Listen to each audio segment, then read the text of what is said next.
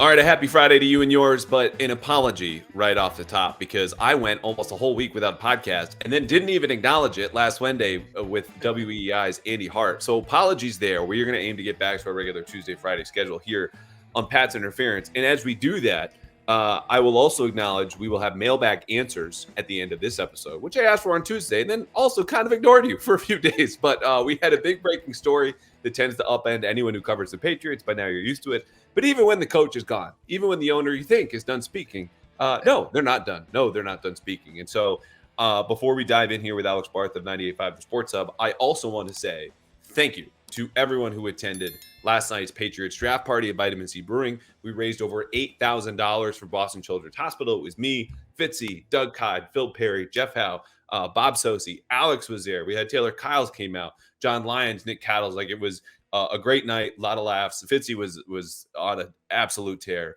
He was great. It was, yeah, we're going to do that again. Like that's the best part about this. I think we might have a biannual tradition. So as I mentioned, Alex Barth is now with us. Second time here on the podcast. Around the same time last year, you were on 98.5 The Sports Hub. You were on the Catch 22 show with the Patriots, Patriots.com and other places. You were often back here on the CLNS platforms in a way that if you were an ex-SNL cast member, I think you would have not just a 5-time host, robe or whatever bit they did a couple of weeks ago, but you would be 10, 15, something 20 times. So I have one question because you very casually dropped that last night when I saw you at the event. I think I'm doing 3 shows today. You might have already done 3 shows before you came on. 3 of 3, yeah. Yeah. What is your battery level? I need a percentage right now from Alex Barth before we're even at noon on Friday, April 19th. I'm feeling good. Look, I'm feeling good. And I've been dealing with allergies all week too. I need a number. 98%. Wow. I'm ready to go. You have no option this time of year, right? This is it. This is the draft. This is, pull me out of the supply closet for 3 weeks. Everybody wants a piece of me. And then, come Sunday, I'll see everybody again in 10 months. Right. So, the adrenaline, all of it, it's just a fun time of year. I'm not missing this for anything. I've plenty of time to sleep in the off season. I'm feeling good. I appreciate you having me. I've been looking forward to this one. And I'm no chance I wasn't getting up for this one. Okay.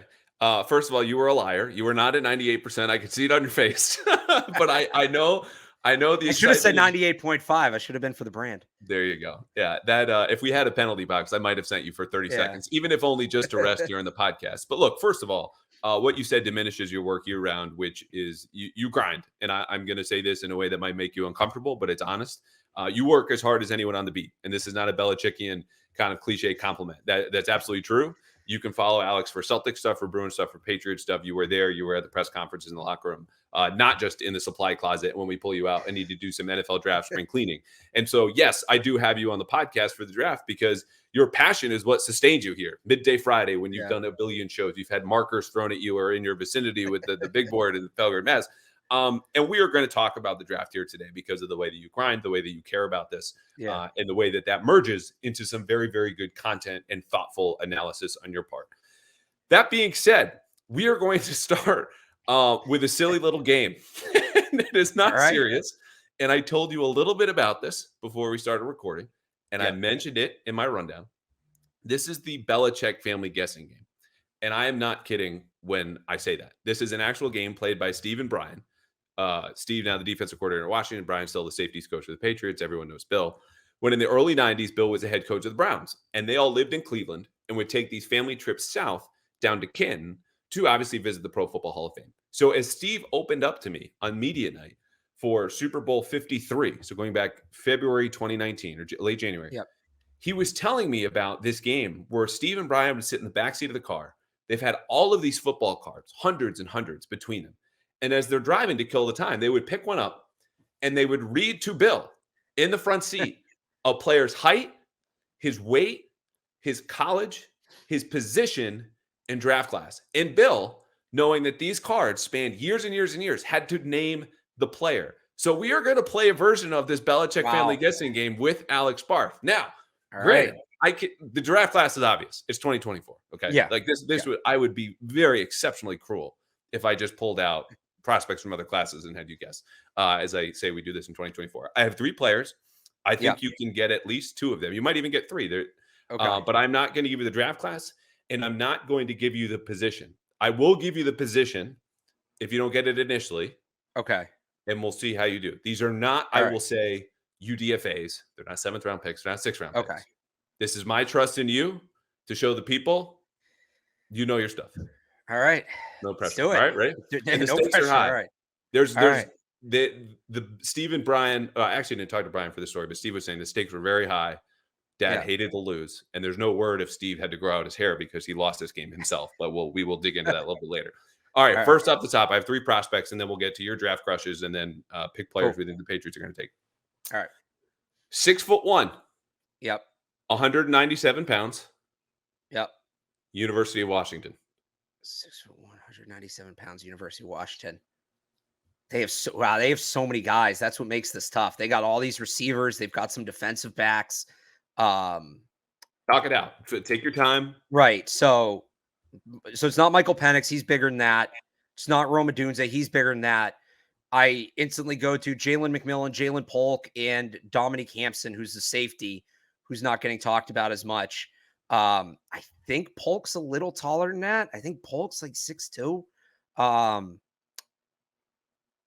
And you said 6'1", 197, 197. University of Washington. It's not Dylan Johnson. It's obviously none of the linemen. You said no 6th or 7th round pick. Hampson's projected to go, I think, a little lower than that. So I'm gonna go Jalen McMillan. Well done, sir. All right. This is me clapping far away from the mic because that might be too loud for the folks who just listen to that. But I will tell you, you are 1 for 1. All right. My next stat was going to be the 40 time. Jalen McMillan, I think, is a player that should be on Patriots fans' radar. So I think he played a little bit more in the slot, which to me, you look at just their depth chart, big slots, little slots. Patriots have enough of those. Okay, they've got enough Z guys. They're looking for a big X. Yeah. I'm not as confident in his ability to play, X alone. But tell us a little bit about Jalen McMillan. Yeah, so they had 3 guys at Washington, and it makes it really easy. The way they use them all makes it easier to understand them individually. You had Rome Odunze, who was your true 1-1 coverage dictator. You had Jalen Polk, who I've compared to like a slightly more explosive Jacoby Myers, where he was kind of the chain mover. And then you had McMillan was the go ball guy. So when they would run, teams are coming up on Polk, taking him away at the sticks. When teams would start shading too much over the top to Rome Odunze, Jalen McMillan's the guy who's going vertical a lot from the slot and kind of grabbing that. So there's definitely a role for that in the Patriots offense, in the Van Pelt offense, especially if they draft a guy like Jaden Daniels, who excels with that kind of receiver. Like, you try to pair these guys together, he'd be an interesting pick. So yeah, I definitely think he belongs on the Patriots radar. And so I will add to that in a big picture sense, right? You mentioned the kind of go balls, the fades, which Jane Daniels did excel at. And someone asked me a couple of weeks ago, and I just missed it because I was saying, look, if you draft a quarterback, you can't draft around a skill set immediately. Like, you're taking someone you trust at 3 who can do everything. Obviously, he'll have strengths, weaknesses he needs to address. But when you talk about those type of routes, first of all, McMillan was great on them, and that was a great breakdown by you. I would say that the slot fade has been in vogue the last few years, which coincided with this wave of single high coverage, right? This is 3rd down. The goal of the slot fade is to ensure that you get a one-on-one matchup because you're in the slot and steering yourself towards the sideline to get a window where only you can get it because you're going away from the single high safety. As we've seen more 2 high structures, though, that route just steers right into one of the 2 safeties and is a little bit less useful, which is not to diminish Jalen McMillan as a prospect. It's just to say that as the game evolves, the best players have to do that along with them. And because of the advantages he had from a matchup standpoint, working with Odunze and Polk, it makes me wonder a little bit. And I think this is reflected in his grade as like a 3rd or 4th round guy that he'll have to adjust maybe sooner rather than later. Yeah, I would say my big knock on him is growing off of that. So I think a lot of guys you look at in the draft have 1 or 2 routes that they're outstanding at. And in college, you can win on 1 or 2. In the NFL, it becomes about, can you set up that one route and then break things off of it? So if you're a good slant fade guy, turning that into a dig or even a slant, or not slant fade, slot fade, turning that into a dig or even a slant, like the setup's going to be the same. And then it's breaking off of that where you start leaving the cornerback guessing. So McMillan didn't have to do a ton of that at Washington because the offense was so well-rounded, and also because even against cover 2, Michael Penix has the deep ball accuracy to put it right on his hands. But in the NFL, I think that's going to be the big what if. Like, if they draft him, it's like, all right, they got this guy with speed, they got this guy with vertical ability. Well, they already have that. It's Tyquan Thornton. The thing Tyquan Thornton never did or hasn't done to this point is teams don't respect him underneath. So they'll give him that cushion and let him run to them because they're like, go ahead, run a slant, run an in. Yeah. Like, we dare you. That's what McMillan, and I don't think McMillan's same as Tyquan. He's much more nimble. He's much more agile, but it's going to be that same sort of process of, okay, teams are going to give him all that cushion. Can he develop a secondary route, tertiary route to take advantage of that? It's tough, man. This is why you're on 98%. Maybe you can, you're starting to sway me a little bit. Okay, player number 2, 6'3", okay, 251, University of Alabama. 6'3", 251, University of Alabama. All right. Alabama's like no offensive players in this draft, which is super weird. People say, why aren't we talking more about Alabama? Is it because Bill's gone? No, it's because the Patriots don't need defense in their entire draft this year outside of like J.C. Latham as defense and Jermaine Burton, who one is much smaller and two I don't think the Patriots will draft. It's got to be Braswell, right? Because you're not going to put I don't think you'd put Will Anderson on here because we're talking about Patriots prospects, right? Could be any prospect. And could be. Well, not necessarily Patriots fit. So just guys in the draft. I do think Anderson's bigger than that. Justin Egbogi's bigger. He's a defensive lineman. They don't really have Will Reichert's not that kind of tank. I'm going to say Chris Braswell. Yeah. 2 for 2. My guy. All right. All now, right. Granted, these are bigger schools, but as I was trying to make my list, you have the small school guys stand out, right? Again, I'm not going 6th, 7th round here on you. We want to build up your credibility. Right. I'm rooting for you, even if I'm applying the pressure. Well, the small schools would be easier too. Like if you tell me Houston Christian, it's Jalix Hunt. I know that. Like there's not that deep of a pool. So or British Columbia might be a little bit of a tip off as we go into a big Giovanni Manu, right? Yes, exactly. Yeah. Okay. 6'2", 241, Florida State. 6'2", 240. All right, so it's too small to be Johnny Wilson. 6'2", 241, Florida State versus bigger than that. It's not Braden Fisk. Brandon Coleman didn't get to 241. No way. I don't think Trey Benson's that big. Oh, it's Jaheim Bell. Yes, nailed it. Okay. Tell us about Jaheim Bell. Jaheim Bell is really fascinating because we talk about players that maybe have more distance on different teams' boards than others, right? There's not a lot of consensus. And sometimes let me stop you for a second because I did a bad job on the front end. Braswell is an edge rusher. Oh, Braswell. Yeah. Jaheim Bell is an undersized tight end at a Florida State, expected to go 4th or 5th round. Continue. So I'll even just say on Braswell, should be a top 50 pick. I don't think the Patriots should be taking an edge guy in the top 50. Good player, but what I always say about those guys is we'll revisit that in 4 years when he's a free agent.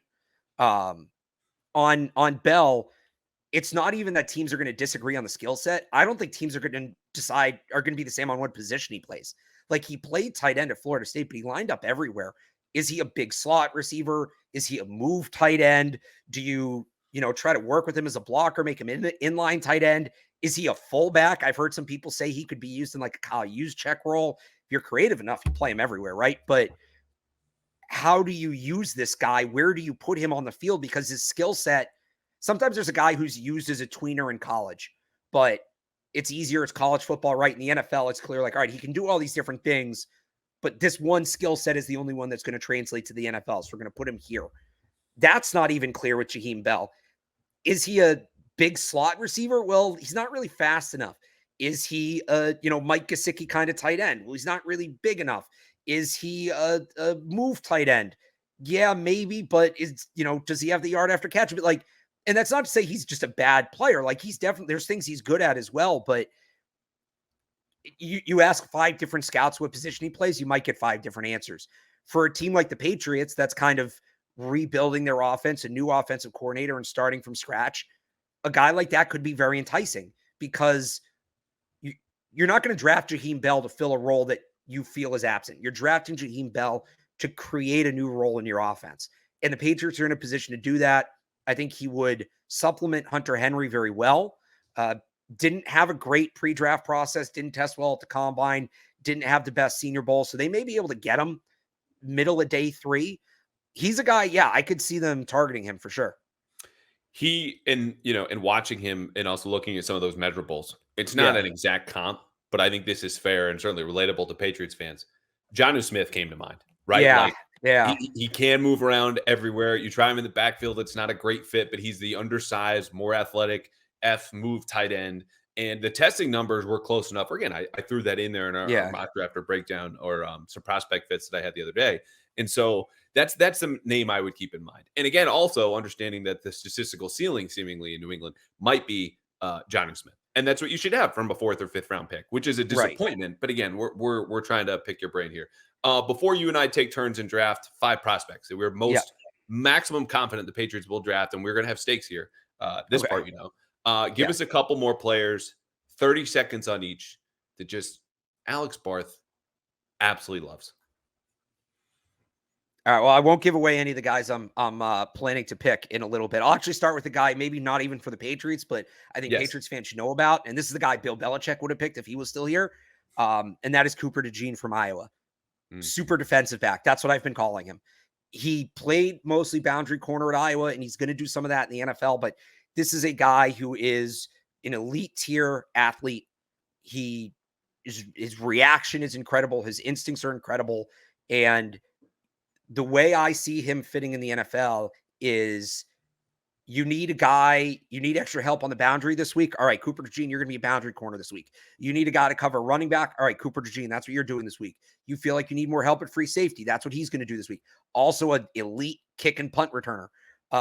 Super, super, super fun player, just like old school football player. If you just want to have fun watching a prospect, that's a guy I'd definitely tune into. I definitely watch a little bit for the Patriots. And he should go in like the mid-20s, right? We're talking like back into the first round. I've seen some people say he could be the top corner off the board. I don't see it, but if you're a defense that loves versatility, like, again, this is why I think in theory he's a great fit for the Patriots. If you ever ask any Patriots corner or safety about, your cornerback room or your safety room, they will cut you off and say, no, we're all defensive backs. Cooper DeJean is the embodiment of that. And that's why I think, like, if a team values that, let's say Bill had been hired by the Falcons, Cooper DeJean would have been the 8th overall pick.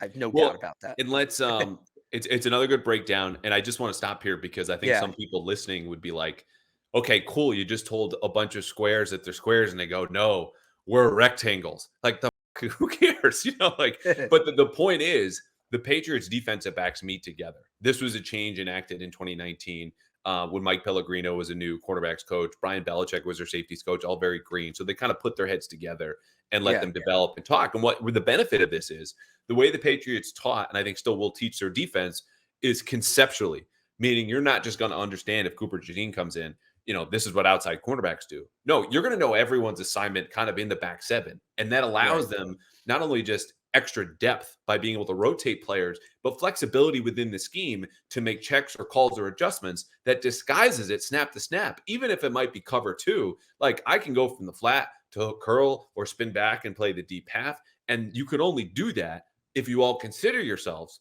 as they do, as defensive backs and are taught that, as opposed to, okay, slots meet at 1 o'clock, then outside guys at 1:30, and then safeties will come out, meet at 2.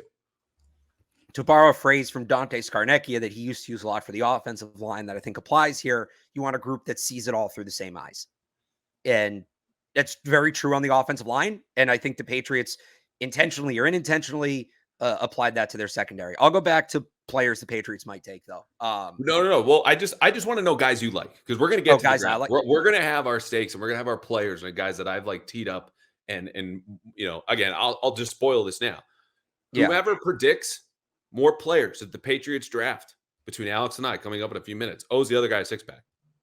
So those are players that we love for the Patriots. These are just guys that you love, that GM Alex Barth would draft for his 33rd team expansion team that's being set up somewhere along the South Shore.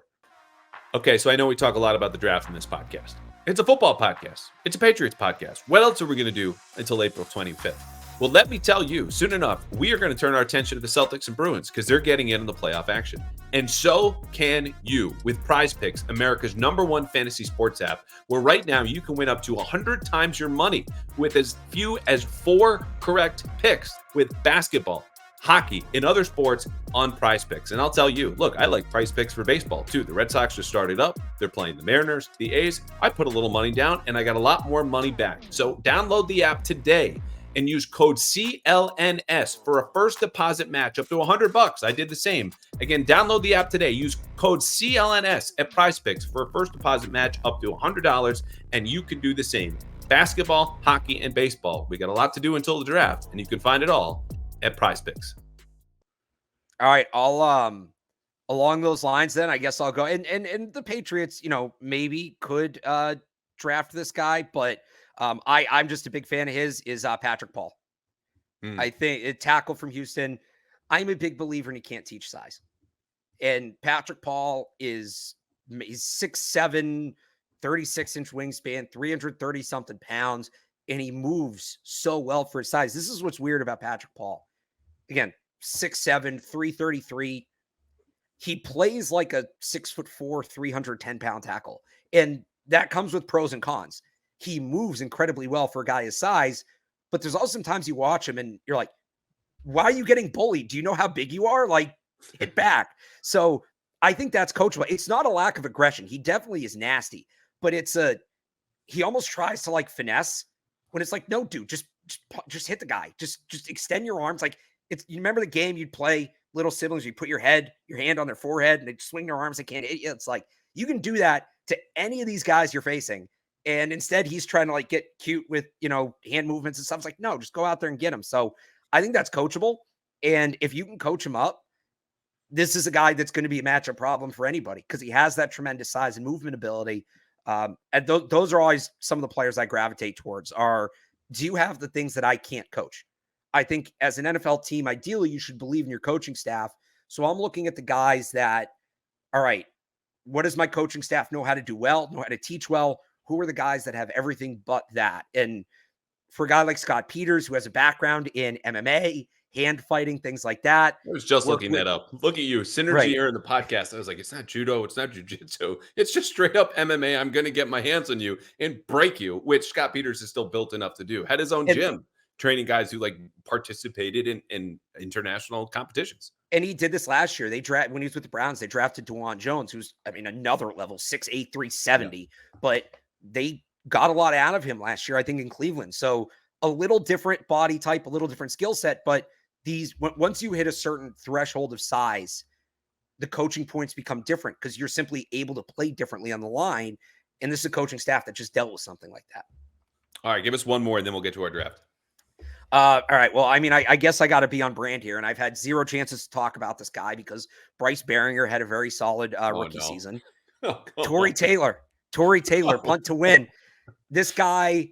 So I said if Bill went to the Falcons, Cooper DeJean would have went 8th, right? Tory Taylor would have went 40, whatever if the Falcons are picking. Rewrote every single NCAA season, career, like they're all gone. It's all Tory Taylor now. And he punted for Iowa. So it's not like he had a ton of chances to, short fields, whatever. He was regularly flipping the field. 44 net average last year, career inside the 20 percentage. And keep in mind, most of the time he's punting from in his own end zone of just under 40%. He's also a tank. He's like 6'5", 230. He can tackle. So in that new kickoff rule, I don't know if I'm too in the weeds on this. I'd love to ask Bill this. And Bill kind of talked about this on McAfee. They're going to want like bigger, stronger guys now on kickoff coverage because there's no more running start and you just have to be able to shed a block immediately. Well, one guy does get a running start, and that's the kicker because he's coming down from where the ball is. And I wonder if any teams will be crazy enough to look at that and say, if we can get a kicker who can tackle, there may be an advantage there in this new kickoff rule helping with our coverage. So, I had to do it. Tory Taylor, Iowa, put him on the board. I was upset at the start, but you won me over, and that's again. All right, it's why we have you on.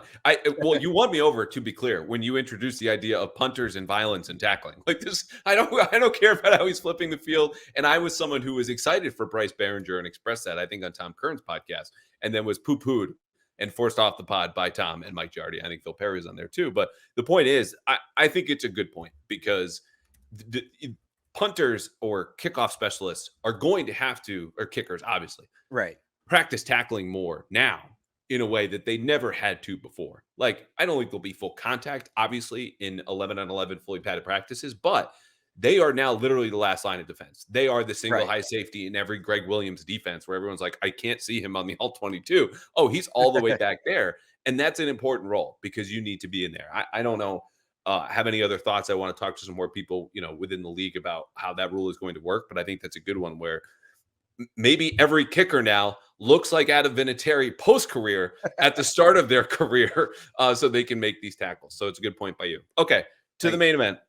Yeah, we are having a Patriots draft pick draft. These are the players that Alex and I have teed up. We have our own small big boards. We're only going to go 5 rounds that we think they are most likely to draft, like most confident. It could be any position. It could be any round. It could be anything that makes us think the Patriots are in on this guy, and I'm going to get free beer because I'm going to name more of those players than the other guy. I told you that's it. Those are the rules. Do you have any other questions, though, before we get into this? Who's picking first? Great question. You are, because I am a gracious host and sometimes a dictator, but we're in a good mood here today.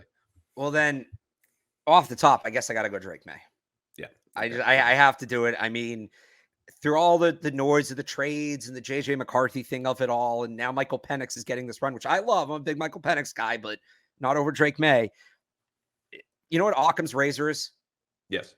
Yeah, most often most of the time, the most obvious answer is the right answer.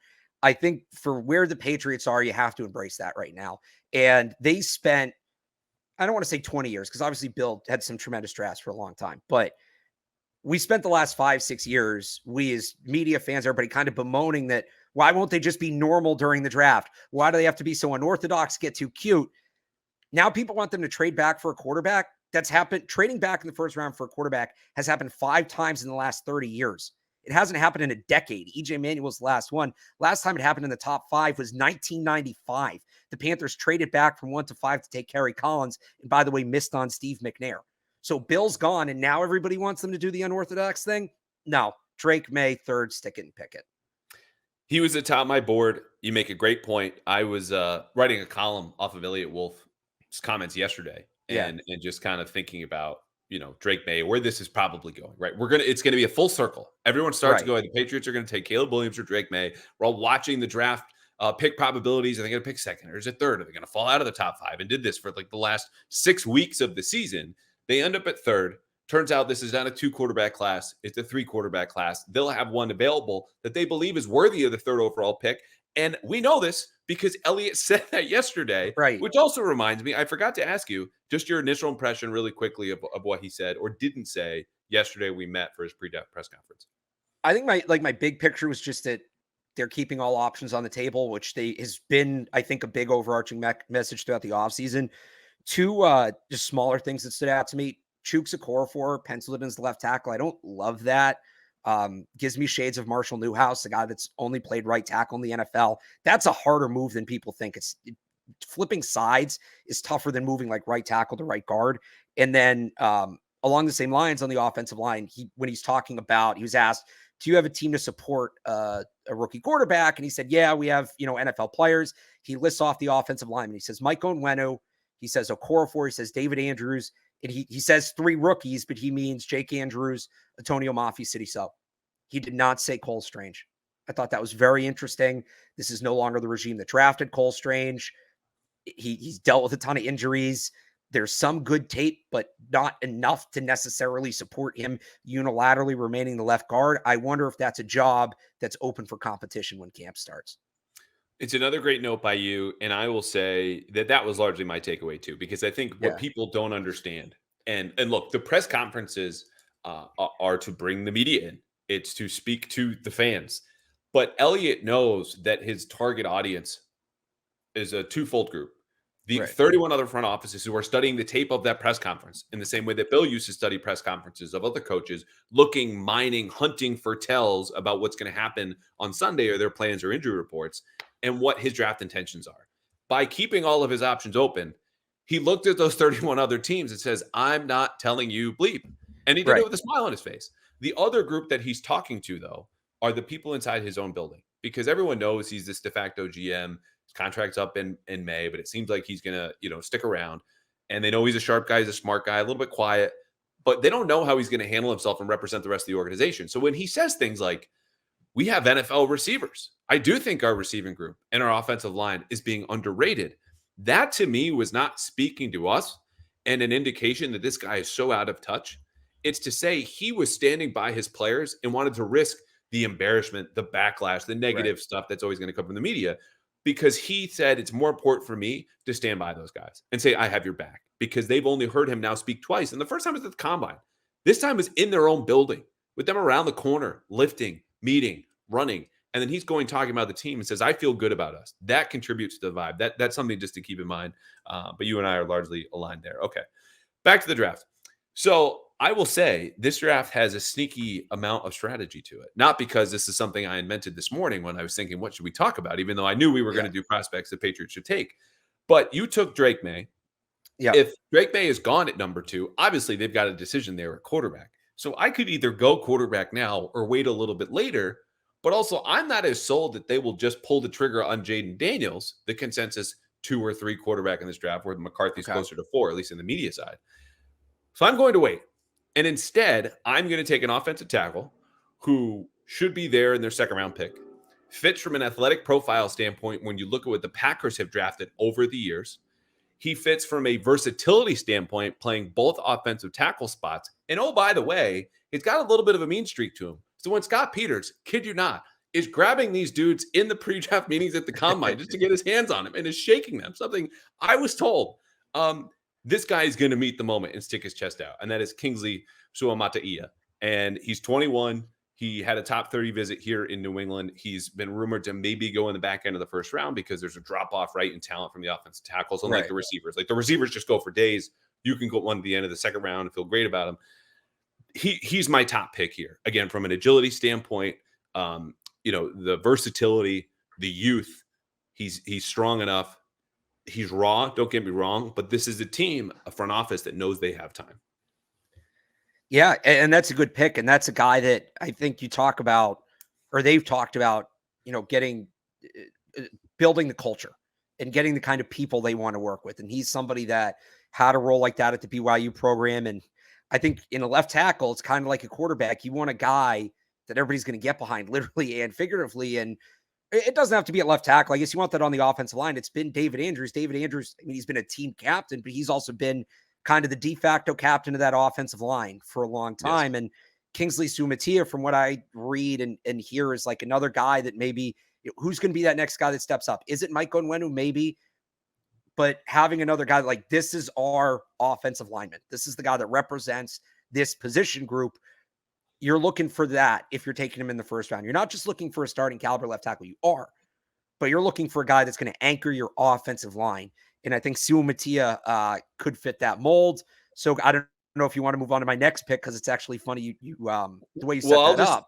I'll just add really quickly, because he is a team captain, like you're saying, and the left tackle part is an underrated. I mean, as far I glossed over it in my discussion of him. Like the versatility is important. The intangibles are good. The physical prototype is exceptionally important. There are only a handful of tackles, including your guy Patrick Paul, who fit with the Packers historically have targeted. But him playing left tackle last year in a very right tackle heavy class is important. So I see this as the intersection of opportunity with the ability to take him in need. And it just makes too much sense if they don't even trade back into, let's say, number 30 with the Ravens and jump up to get him and get a 5th-year option for obviously a premium position, because I think he could be that good. So yeah, go on.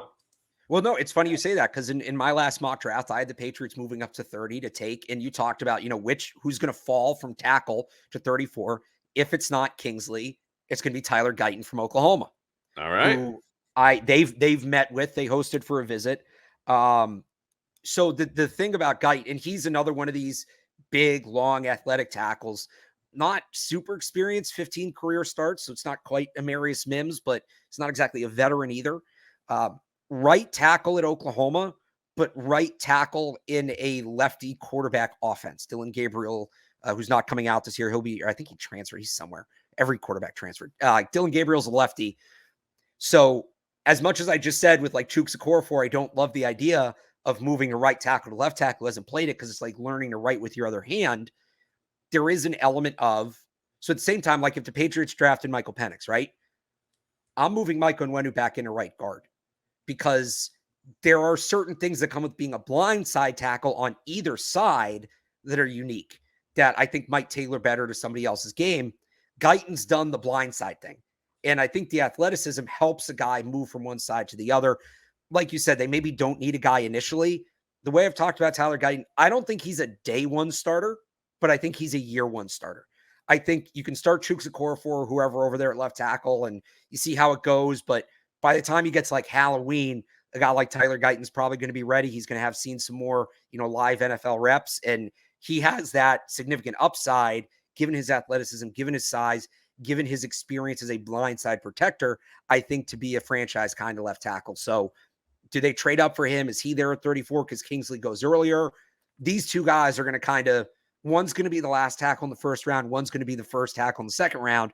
We just don't know which is which yet. But they both make a ton of sense for the Patriots.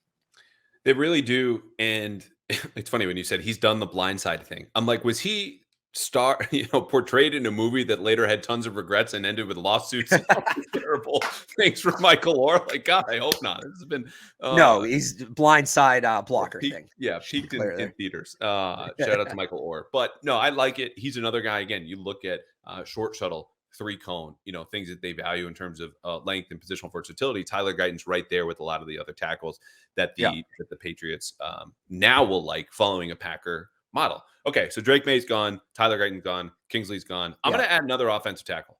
Okay. And I like watching this guy. He would have fit in my draft crushes. He fits, again, the athletic mold, which I'm going to stop talking about. He's more versatile than any of guys we've talked about. It's Brandon Coleman out of TCU. And some see him because he's only 6'4". I think he's around 320. Is maybe he'll move inside. And he played guard and left tackle at TCU because they needed him to move. And he's a projected, late second, probably third round pick right here. But again, for what the Patriots want, his experience, his toughness, again, speaking of the Scott Peters part of this is now their lead offensive line coach. I just think the fit makes so much sense. He would probably be in 68, but I'm also leaving myself some options here where, okay, Guyton goes, 24 to Dallas. And then Kingsley goes to, the Packers at 25 or the Chiefs or something or whatever. They're off the board. And the Patriots go, okay, we need to take a receiver now. And then we'll wait till the third, or we'll trade up into the back end of the second. I think Coleman just fits, again, a left tackle, versatile, tough, athletic enough. Felgram has big board pick too. So good. Got that going for it. Yeah. I honestly wonder if they could get him a little later. I don't know about 102, but do you trade back up into, he's a tough one to project because he's one of these guys that teams that have him as a guard probably have him rated a little higher, but by nature of being a guard, like how high are you going to take him versus teams that have him rated a little lower as a tackle, but tackles naturally grade higher. I think worst case scenario with him, you end up with a solid 4-positional backup, which isn't nothing. There's tremendous value in that. The Patriots spent 3 years desperately trying to replace Adrian Waddle. I don't know that anybody noticed, but that happened. I think there's value in that. The toughness, the team captain thing, I could totally see him on the Patriots. Absolutely. All right. So we're halfway through here. Once you make this pick, who's your next pick? All right. I got to get this one because people are probably waiting for me to say this. Bub Means, wide receiver, Pittsburgh. I have been big on Bub Means since like January, even though PFF didn't put him in the simulator till last week. Or I think this week. Yeah, I know. Every year there's one player that they just did under my skin hurt out. It does. Waking up every morning like I still play Immaculate Grid and Wordle with my wife, and you were just checking PFF just to make sure Bub Means was in there. I do the live mock drafts on the Patriots Beat podcast, and we're sitting there at like 193, and everybody in the chat is like, Bub Means. I'm like, yeah, it'd be great. Too bad.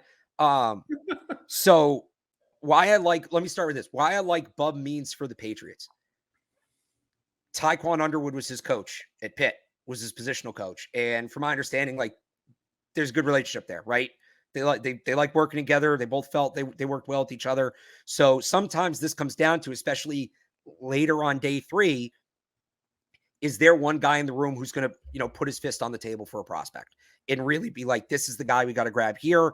And I feel like Bub Means should have a guy like that in the room with the Patriots when it comes to Tyquan Underwood. Why do I like him as a player? Good size. So 6'1", 215 at the combine, or like 212 at the combine. Then he was 225 at his pro day. I have no idea what happened there. I haven't heard an answer on it.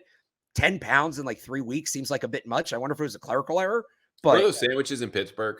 oh, well, Permante's is Permanente, yeah, the he's just place. like Yeah. posted up at Permante's every day. I wouldn't blame him. Permante's is good, but I mean, some more. I don't know that he can play in the NFL 225. Could he play at 220?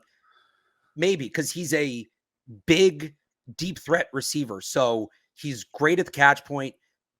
Corners are going to have trouble, keeping their hands on him at the line of scrimmage. Last year, he showed great growth after the catch. The tough thing about Means, and part of the reason I think he's projected low as he is, that Pitt offense last year was atrocious. It got here's how bad it was. Their starting quarterback week 1 by like November was their third string tight end. That's, I mean, yeah. You can put them in so you follow Penn State, so you probably keep an eye on Pitt, like, Well, they just had, like the Brian Flores Dolphins cycled through offensive coordinators like you might have girlfriends your freshman year of college. And Pitt has been doing the same thing because no one really wants to sit and work for Pat Narduzzi. And so that limits the pool and then creates kind of a top-down dysfunction where, again, you have the starting quarterback going to play tight end, not first string, not second string, but third string. And they play a very physical style, and it keeps them afloat, always 5-7. They broke free through like a 10-2 season a couple of years ago. But, yeah, it's not a place where you can thrive. And Tyquan Underwood, you would think, is able to separate. This stuff was his fault. And he's definitely a height, weight, speed guy. You're not banking on the productivity. But this stuff was not. And this stuff we can work with. So that's what I think the value is. And in a draft where so many receivers have such outstanding production, Means was a cornerback at Tennessee, didn't play for 2 years, transferred to Louisiana Tech, was a rotational receiver there, gets to Pitt, suddenly has a chance to shine on the Power 5 stage, and is in basically East Coast Iowa's offense. And kind of makes him a little bit of a hidden gem. So I'm not sitting here saying Bub Means is going to solve all the Patriots wide receiver problems. I don't think he is. But as the second guy, if they double dip at the position, love that. Love that. You're taking a shot on a guy who has flashed more than he's been consistent, but you have a better idea of what was behind the flashes. So maybe you feel a little more comfortable taking that shot. All right, my third round pick is going to be another receiver, Javon Baker. He's another favorite in a lot of Patriots mock drafts, mid-round discussion, probably third round pick. 68 might be a little early for some, but again, I leave myself some room in case they trade back from 68 or up from 102 to go get him. Ex-Alabama transfer. I think it was second in the FBS in terms of yards per reception, like a big play waiting to happen, and not strictly in a speed sense. He's not an otherworldly athlete, but the body control and the rare combination of a guy who can be a deep threat and is good after the catch is really appealing here. So I think they look there, and it's a different offense, right? With Gus Malzahn down at UCF, but say that's a guy we want to gamble on. I know Elliott has prized, body control. Obviously, hands are going to be a big part of this. Yeah. He has some here and there who doesn't. I just think with the top 30 visit done, the fit, he can play at X where they really need some of those guys. He's someone that just kind of makes too much sense if he's on the board not to take. If we're doing the Occam's razor draft big board to take in at 68 or maybe move up from 102. Yeah, it's interesting because he's too early to take as a second wide receiver, but is the true ceiling there? They do need an X. And I like the idea if you draft Javon Baker of he's going to be our X, and next year we're going to go try to find like that electric Z, like that Jalen Waddle kind of player. And that's the 2-year plan. In that kind of system, I think he's great. I think he's fantastic. Elliot Wolf talked about yesterday, when asked about the wide receiver room in the X position, do we have that guy that can consistently win on the backside 3x1? That's maybe a little high for Baker, but that doesn't mean there aren't things he brings of value. And getting a player like him in the building, if you're looking at it like a 2 or 3 year window, they are going to need a guy that brings what he brings at some point. If you have a chance to get him, great, do it. Yeah. Okay. So just to recap, and then we'll go through these last 2 picks pretty quickly. Okay. You took Drake May, then went Tyler Guyton, then Bub Means. Again, most likely Patriots draft picks. I led off with Kingsley Suamataia, and then went with, as we just covered now, Javon Baker and Brandon Coleman. So 2 offensive tackles, because we know they're going to attack those positions. A wide receiver, you have a quarterback, an offensive tackle, and a wide receiver. Where are you going next? I feel like I should mix in some defense here. So I'm going to go with, I was tempted to go with the TCU guy, Josh. Sorry, what was that? No, I have a defensive guy atop my board coming up. So I'm just saying, don't do it. Don't say it. I was tempted to go with Josh Newton from TCU. If Belichick was here, I'd go with him. But keeping the new front office in mind, Cam Kitchens, safety from Miami. Is that who it Okay. was? Say again? Did I steal your pick? Did I steal your pick? No, you did not. No, but I All like right. the pick. And So- I think you're going to explain why. Yeah, so Kitchens, watching him at Miami, the instincts are off the charts. Like, you watch him and it's like, he knew the play. How did he not know the play? The way he just fires on the ball, attacks downhill. Now, the testing at the combine didn't reflect that. He had a brutal combine, to put it lightly. You know who else had a brutal combine? Puka Nacua, and that's why he fell, right? But the like behind the scenes data was there. Kitchens was at Miami with Alonzo Highsmith. Yeah. Who, he's obviously close with a lot of those guys. So the Patriots have a closer idea. And I don't let the combine totally dictate how I view players. It's definitely relevant, but Cam Kitchens ran like a 4.65, I think. I don't see a 4.65. I don't think he's a 4.3 kind of guy. I don't think he has that speed, but you give me a 4.5 guy with the instincts to kind of close that gap a little bit because he's breaking on the ball so much quicker. He's never going to be Devin McCourty. But I think the Patriots having a free safety option, even if it's not their main go-to, but having that in their bag, so 40, 50% usage rate, something like that, they can play Kyle Duggar and they can play Jabril Peppers in the slot where they're at their best and have somebody else take care of the back end. Kitchens could be that guy. He was supposed to be a fringe first-round pick before the combine. Now some people think he's not going to go till day 3. If they go to Alonzo Highsmith and say, should we worry about the combine? And he says no, they're going to see that as a tremendous, tremendous value pick at a position of need. And maybe Highsmith doesn't sign off on it, and I just wasted 2 minutes. But it's a on the fourth chance round. he does, right, on the chance he does, could be a tremendous value pick at a position of need. I like the idea. So the instincts as far as the safety goes, is a spot on point because teams value that. And I even heard Mark Dominic, ex-Bucks GM, on a call now because he works for Sirius XM, making that point of I'll take the 4.5 guy with instincts versus the 4.4 track athlete who's looking one way and has to race back the other because he misdiagnosed the play. To me, though, 4.65 is pretty damning as a safety. And when I look at the fit, I don't trust him to play single high. And if I did, I would prefer Peppers or Duggar in that role. I think he's a good football player. And at this point, you're adding guys who are just kind of useful, even if you don't have an exact role carved out. And the Highsmith stamp, if he gives it, is going to go a long, long, long way. Like, he's known Elliott since 1997. He's had tons of experience. Obviously, they're day to day with the program.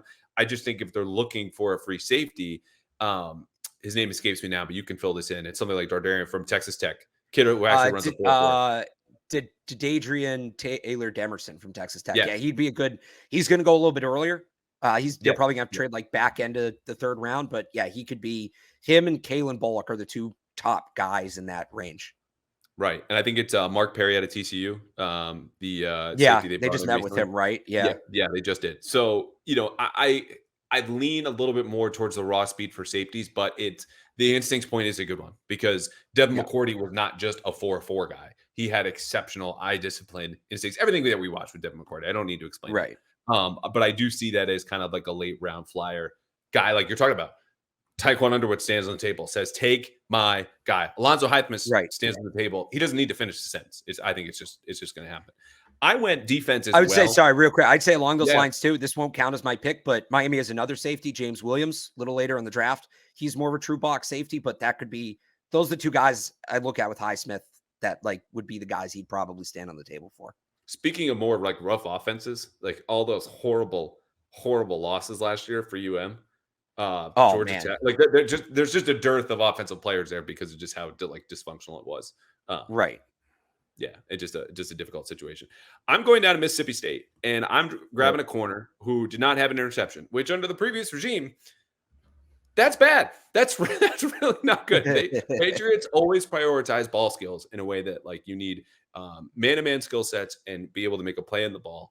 And I don't think you can entirely coach that. But when I look at his profile as being 6'2", when I look at the speed is running in the 4.4s, and he's only 188, so he's a little thinner. He's not Emmanuel Forbes, who was 20 pounds lighter than that and went in the 1st round. Forbes also had insane ball production. But it's a 2-year starter, DeCamerion Richardson, who originally took a top 30 visit. I think the Patriots are not going to mess around with sub 6-foot corners in this draft. He's expected to go 4th or 5th round. I think between the athleticism and the competition. I said 4.4. He actually ran 4.34 along with a good vertical jump. Like that's a guy to me that fits the need at the time that they're finally going to address it.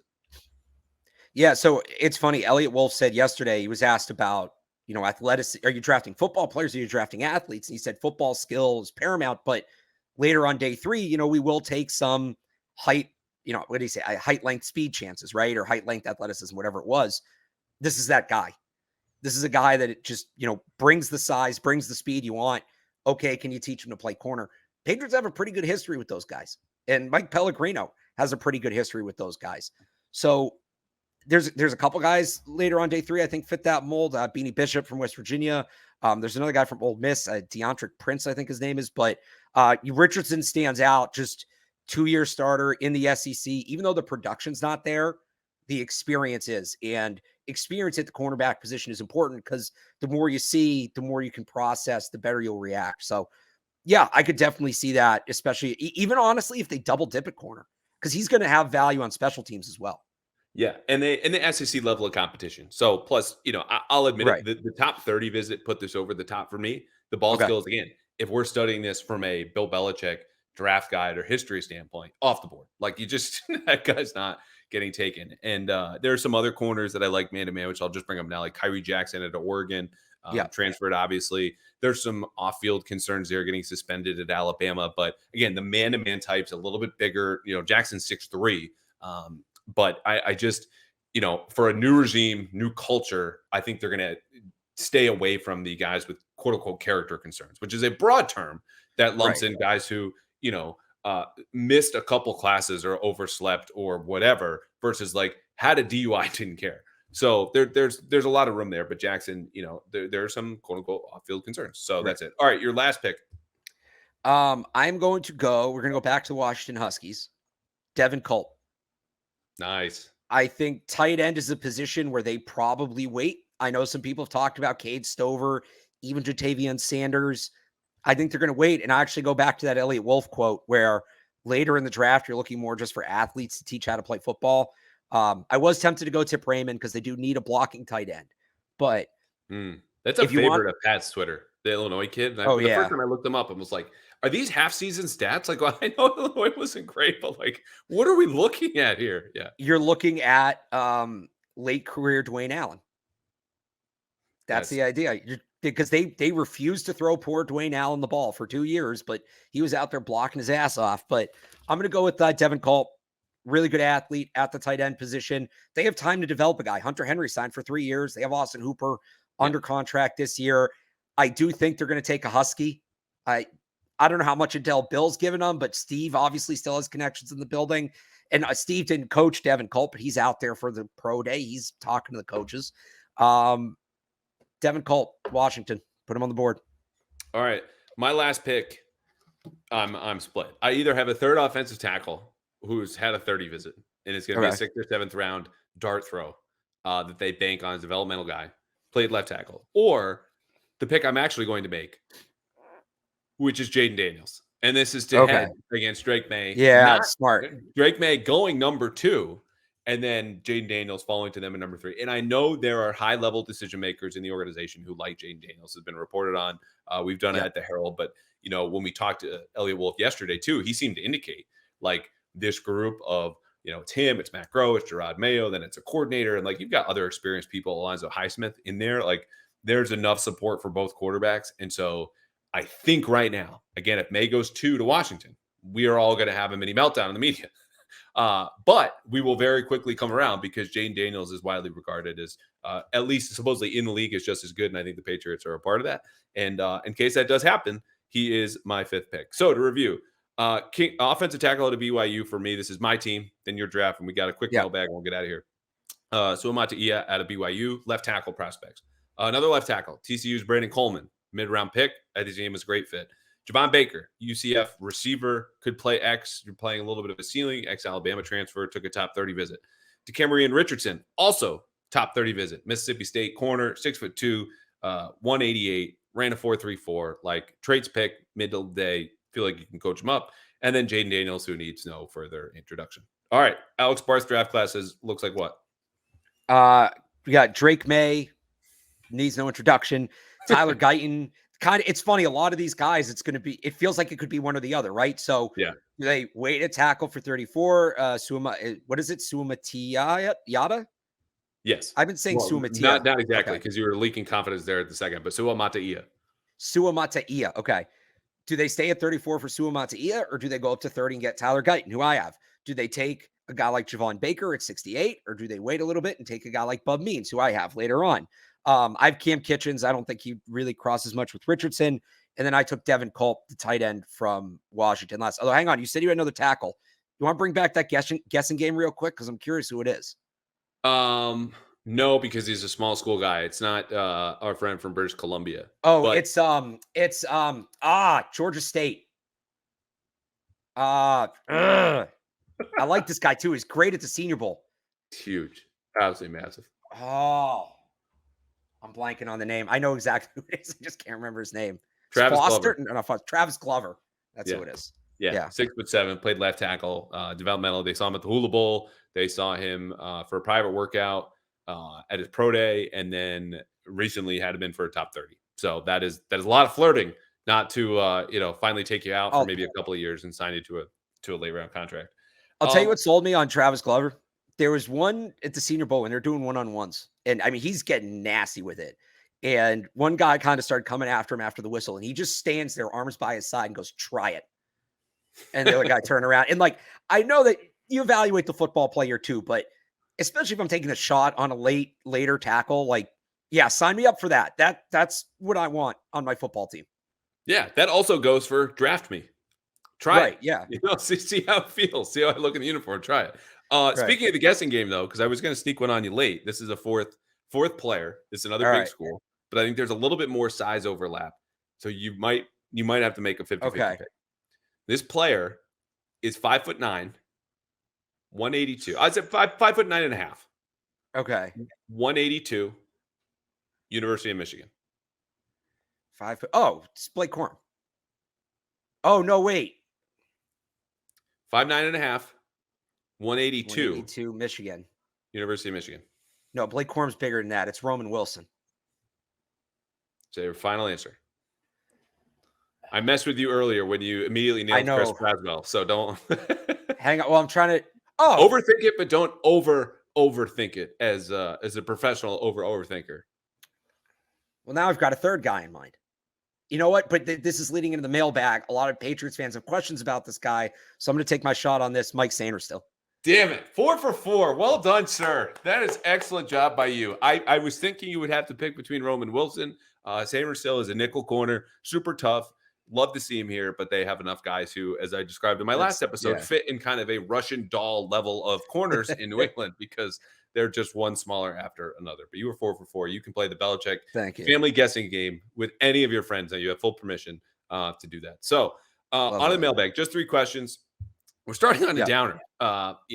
People are upset, but we'll end on a high note. That's the goal here.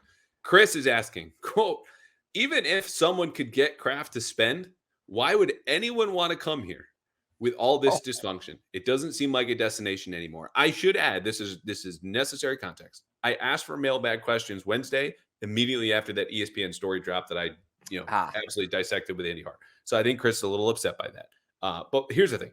Players don't really care what the boss says about the guy who used to be here in a way that we all do much more in the media and the fan side locally. And nationally, I will also say the draw for that story was where Bill might be next. New York, Dallas, Philly. The Kraft sniping, I think they buried the lead, but I would just take a breath and say I don't think it's going to affect their free agency or draft picks. Yeah, I would also say teams have been signing with the Raiders for years. Teams have been signing with the Jaguars for years.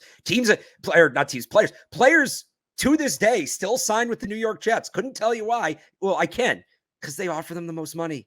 That's it. They don't care. If you give them if you put the biggest dollar amount in front of them, 9 times out of 10 guys are going to sign. Are there guys that may take a little less for certain reasons, one way or another? Yeah, absolutely. But money talks, right? The quote in Jerry Maguire isn't "show me the function," it's "show me the money." So I wouldn't, to the question's point, like if the Patriots were to spend, if the Patriots would put the offers on the table, that's going to get it done significantly more often than not.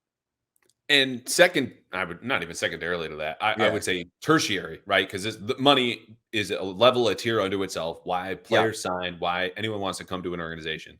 But well underneath that are things like, and this sounds, I don't want to say trite, but like very basic vibes. Like, how is Gerard Mayo Yeah. coming off in the media?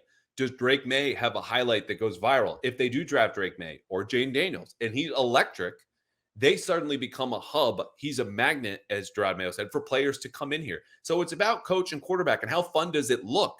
And it sounds silly to put so much pressure on a press conference, but those are the clips that all these guys are looking through in their Instagram reels or any kind of posts on there, things on Twitter, things that go viral for good reasons, not stuff like this, which again, I don't think they care about the politics of the upper levels. But Right. Mayo's the next player. He's young. He's charismatic. If you get a quarterback in here, that changes things. Now, obviously, winning, this isn't going to happen this year. But like, you think about where the Texans were last year. Why would anyone want to go to the Texans? You talk about dysfunction. Jack Easterby. Jack Easterby. One-year coaches fired back-to-back. Caserio and the Patriot way. Who would want to go down there? It's a big market, all those different things. CJ Stroud has turned that around to where Stephon Diggs is totally okay getting traded from one of the best teams in the AFC because Texans joined that with him, with a good young quarterback who you could watch make crazy plays every Sunday. So they have a lot of work to do, but just give it a little bit of time. It won't be that quick of a turnaround, but those are the factors that could sway guys to come back. On top of that, too, I think the Patriots will have a thing, and we've heard about this a little bit, and they're going to need to pick up some winning momentum. I think there's something to be said for guys who want to come and be part of the group that brings the Patriots back, right? If they get to the doorstep, and they got to win on their own a little bit first, but like A.J. Brown changed his Twitter picture to Tom Brady yesterday, and we all went nuts. Like, there's still that little... Some of us stayed level-headed, but yes. All right. It's dormant right now. I'm not saying anybody's coming here right now because, Tom Brady and the Patriots, but like, if they can, and this is to your point, like if they hit on Drake May and he starts winning games, I do think the Patriots to some extent become the Patriots again, because you're going to have Tom Brady sitting up there in the owner's box. You're going to have guys like Teddy Bruschi, like Ty Law around the building, things like that, because former player bringing guys back. You sort of see it right now at the Celtics, right? I do think it doesn't exist right now. I'm not sitting here saying guys are signing right now for this, but if you can get it to a certain point, I think it grows exponentially because there will always be that little bit of a Patriots something there, but you have to win a little bit to make it matter a lot. Yeah. All right. Carlos is asking. Carlos, who's been on our mail fan segment and was at our event last night at Vitamin C, flew across the country and came in, donated, had a great time. He is now asking, what round seems like the most logical trade back spot for the Patriots? So where does it make the most sense for them to trade back? The first, second, third, or fourth round? I love the idea of trading down from 34. And I actually went earlier this week. I went back and looked through each of the Patriots assigned draft slots and what trades have been made at or around that slot in each of the last 6 years. It's 87 trades, and you can find them all on 985thesportshub.com. The thing about the 34th pick is teams are going to get done at the end of the first round. They're going to get back in the conference room, right? Kind of reset their board, regather themselves. Oh, what? This guy fell? This guy's still available? We got to go up and get him. And you can get tremendous value for that. And especially this year where I think there are more than 32 players with first round talent in this draft. Not always the case. Certainly wasn't the case last year. Guys who aren't first round talents will push some other guys down too. But I think they can get real tremendous value from that pick. And I look at a team like the Packers that has 2 second round picks. I look at a team like, I believe I think it's the Cardinals have like 4 day 2 picks, right? That may want to go up and get a guy they're targeting. You can add a top 100, add 2, maybe 3 picks overall. I love the idea of trading down from 34.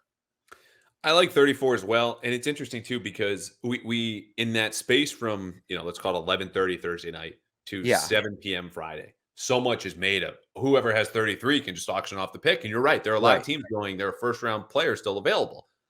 And then usually the team with the 33rd pick just makes the pick anyway. Like Joey Porter Jr. goes to the Steelers. The year before, it was the same deal. But where you get a ton of activity is starting around 34 and 35 and 36, because the team at 33 has the most leverage. They have the most reason to ask for a bag, something irrational, unreasonable, maybe a future first. Okay. And so that's why that deal doesn't get done. But when you get to 35 or 36 or maybe 34, where again, I agree with you, trade down. Yeah. That's where stuff happens. And you know this if you're the Patriots because you've experienced the inverse. They've moved up to get Christian Barmore. They moved up to get Tyquan Thornton. They've done a lot of those deals recently. Different decision makers, front office, philosophy has changed. But I think they understand they need more picks. They also need a quarterback. You're going to get a quarterback at 3. You can. You should. And then it's a matter of how do we stockpile from here? 34 is the way to go, especially considering, guys that we didn't even bring up that I really like. Ricky Pearsall out of Florida would be a great pick if you can get in the low 40s at receiver. And then you're just hunting for an offensive tackle. And maybe some of the assets you picked up in this move back could then allow you to go from 68 and push back up for a Patrick Paul. Kingsley's probably not going to fall that far. Brandon Coleman, other tackles. Yeah. The other thing I've noticed in that range that's very interesting, a lot of those picks, a team traded up. So like the team from 34 trades into the first round, and then the team that got 34 trades back again. So there's just everybody wants to move around in that range. Yeah. So that's where it makes the most sense to me. All right. Last one from this is a first time question. A questioner. Okay. Person who has written a question in for the first time. That was well done by me. You would agree? Yeah. Yes. Nailed it. K the God. Would you be opposed to the Patriots trading up for Brian Thomas just to make sure that the Bills don't draft him? I don't think the Bills have a shot at Brian Thomas unless they trade up, because there's the top 3, Odunze, Neighbors, Harrison, and whatever order. That's just the order I thought of them. And then it kind of drops off a little bit. And there are some teams that maybe don't need a receiver, but somebody's going to get aggressive. And I think Brian Thomas is going to be a top 20 pick. I don't think he's going to be a top 10 pick. I think he's going to be a top 20 pick. When you talk about trading up too, the Bills, you want to talk about dysfunction. The Bills just completely spring cleaned their entire roster. It's Josh Allen standing in the middle of the room like Will Smith in The Fresh Prince, looking around, seeing who's left. They can't afford to trade up a ton because they need the picks to fill out their roster. Meanwhile, the Kansas City Chiefs are sitting there with a bunch of picks at 32, and the Chiefs love trading up in the draft. They are all about trading up in the draft. Do it almost every year. They need a wide receiver too. Bills are one of their top competitions. The Bengals also sitting there at 18, one of their biggest competitions in the AFC who could use a receiver. I think the Chiefs get aggressive, move up, take Brian Thomas. I'm not super worried about the Bills getting Brian Thomas, but if the Patriots feel like they want a receiver, yes, you probably do need to jump the Bills to get that guy. I look at 26 with Tampa. Tampa's got a bunch of needs. They don't have a ton of salary cap space. They're in a prime spot to move back. 34, 102, 180 probably gets you up to 26. You're now one spot ahead of the Bills. Maybe it's A.D. Mitchell. Maybe it's Xavier Worthy. I could see a move like that, but I think Brian Thomas will be off the board by that point. I agree. He also speaks to this interesting dynamic of kind of a push and pull with the receiving core, right? Like the depth of the receiving class is going to incentivize some teams to say, we can wait. We'll just go to the second round. Right. Others will see that as Brian Thomas is a legit top 20 prospect, like you just described him. He's the last of that kind because A.D. Mitchell's got questions and Xavier Worthy's like an unprecedented prospect in the good way. His raw speed, 4.2 record-setting speed. I don't know if you missed any tweets from Adam Schefter and Ian Rappaport, national reporters, who insist on reminding us every single time that Xavier Worthy broke the combine record for 40-yard dash because he did. But there are questions there too. Brian Thomas, It's not like he's a perfect prospect, but it's an interesting case study where you could grade him in a vacuum or within the entirety of the receiver class. To answer the question, though, to K the God, first-time questioner, mailbag, whatever I said, is to say no or to say yes. I would be opposed to this for points that you referenced. You have to go very far up in a way that you're sacrificing a ton of draft capital to fill your own roster holes. I also agree. I don't think the Bills make that kind of move because it's not only just you offloaded all that talent. Josh Allen's cap hit next year is $61 million. Like that was a preemptive move to clear space for Josh Allen's increasing cap hit, which again, they can finagle and move around, but they need to hit on draft picks to have players and players who are cost controlled. So sit tight, Ladd McConkey, Ricky Pearsall, any of the receivers we just talked about, you can hit on those. And so I would say just sit tight. Don't worry about the Bills. All right. He has been Alex Barth, the 98.5, the Sports Hub, hopefully taking a long nap this weekend. We got the Celtics coming up. We got the Bruins coming up. And oh, by the way, the draft is on Thursday, which these are the longest days of the year. But you have made the last couple of weeks and months for a lot of people listening to your station, reading online, on Twitter, a lot more enjoyable and informative. And I want to thank you for that, and especially sharing your insight and information here today. Yeah, I appreciate that. I appreciate having me. This was a ton of fun. Awesome. All right. Well, you go have yourself a beer and a nap. This is a Friday. We will be back on Tuesday. And then again on Friday after the Patriots make their pick in a more regularly scheduled Pass Interference podcast. If you have not, give us a review, a rating, and subscribe to the new YouTube channel @_Andrew Callahan. Thanks, guys. Have a good weekend.